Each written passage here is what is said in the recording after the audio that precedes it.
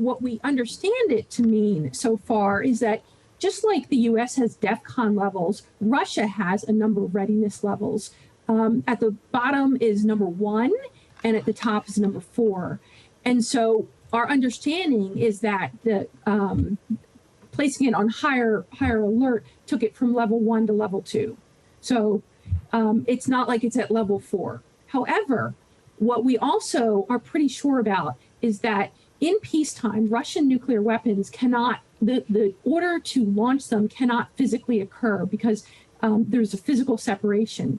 But when you go to level 2, then that physical separation is taken away. It's linked so that an order could be provided. So even though it's only from level 1 to 2, there is actually, this is a significant change. There is a change that's happened that allows nuclear weapon order to be processed. So what you're saying basically is there could be an order to use nuclear weapons at this point, even at level 2. Yes, that's right. So give us an idea then of what are the checks and balances are around Vladimir Putin, the people around him that might counsel him against a move like this. Well, there's very little. First of all, just like in the U.S., it's the president has the authority to make the decision, and they're the only person that has that authority.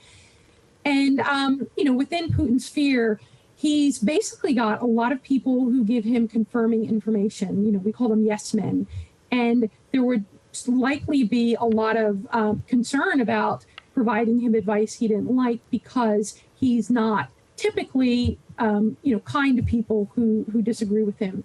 And so there is a real concern that if Putin makes the decision or gets it in his head that he needs to, for example, carry out, a single tactical nuclear strike in Ukraine to get his message across, there probably won't be anyone in his inner circle willing to stand up to him. So give us an idea of what a single tactical strike within Ukraine could look like and what the impact would be.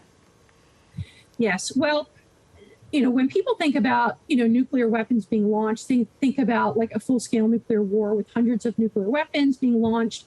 But you actually can, a nuclear launch can just be one missile. And tactical nuclear missiles are smaller in terms of yield. They're meant to, also, they're typically launched on shorter range missiles. And so if there was a tactical nuclear weapon launched within Ukraine, the goal would not be it wouldn't be military devastation. It would be to make a point that we have nuclear weapons, we're going to use them. You are going to back down on, the financial sanctions and also to hurt the will of the Ukrainian people, because really the main reason why Putin hasn't been able to take Ukraine is because the Ukrainian people have put up much more resistance than expected.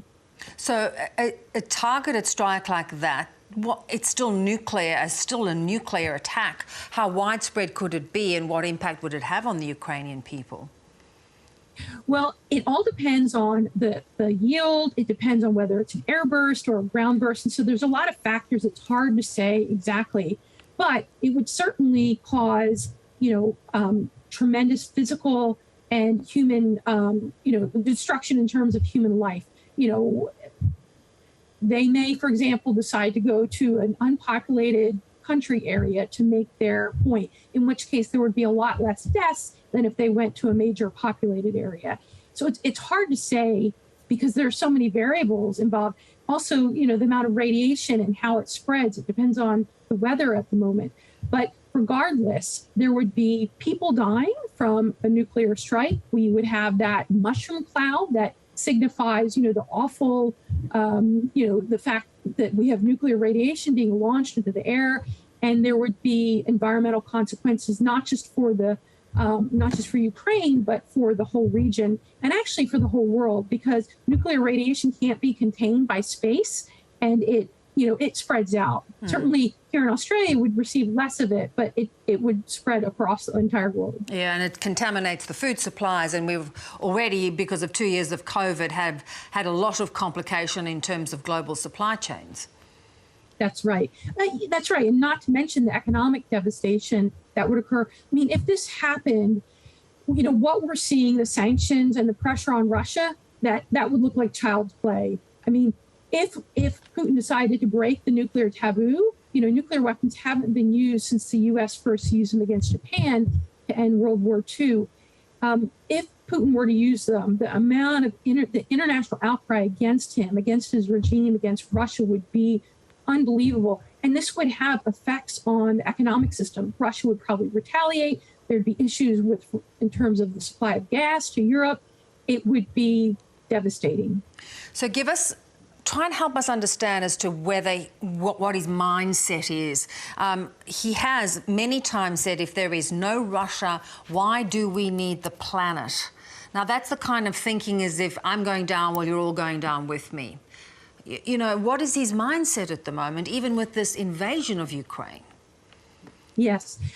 So essentially, Putin is backed into a corner domestically, because domestically the war is very unpopular.